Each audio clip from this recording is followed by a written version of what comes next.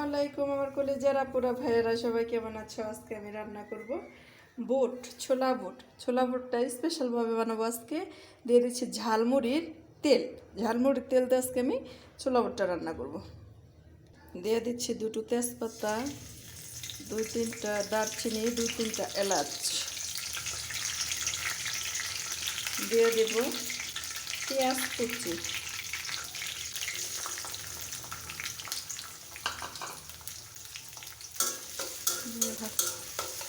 ঝালমুড়ির তেলটা দিয়ে এই বুটটা বানালে ঝালমুড়ি মাখাটা ইফতারের সময় বানালে অনেক মজা হয়।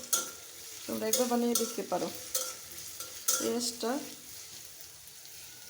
ভেজে নেব, দিয়ে দেব পেঁয়াজ বাটা,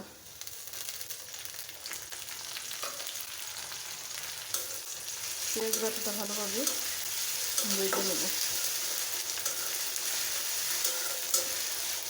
দিয়ে দেব 1 চা চামচ মরিচ গুঁড়ো, 1 চা চামচ সজের গুঁড়ো, 1 চা চামচ গরম মশলা গুঁড়ো, স্বাদ মতো লবণ, দিয়ে দেবো 1 চা চামচ হলুদ গুঁড়ো।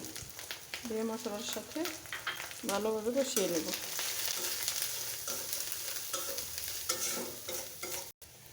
দিয়ে দেব সামান্য পানি, দিয়ে দিব কাঁচামরিচ কুচি।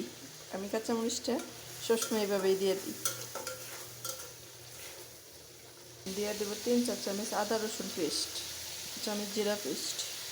মশলা কষানো হয়ে গেছে, তেল উঠে আসতে দিয়ে দিব আলু ম্যাশ। কিছু আলু আমি ম্যাশ করে দিলাম, কিছু আলু ভেঙে দিব। আলুটাকে ভালোভাবে কষিয়ে নেব। আলুটা কষানো হয়ে গেছে, দিয়ে দিব সেই ছোলাটা, দিয়ে ভালোভাবে মশলার সাথে মিশিয়ে নেব। এখন দিয়ে দেবো আরও কিছু আলু, দিয়ে মিশিয়ে নেব।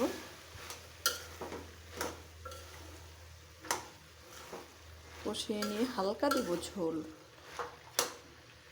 ছোলাটা কষানো হয়ে গেছে। তোমরা এই ঝালমুড়ি মশলাটা দিয়ে এই ছোলাটা একবার শুধু খেয়ে দেখো, একবার অন্যরকমভাবে আজকে ছোলাটা রান্না করলাম।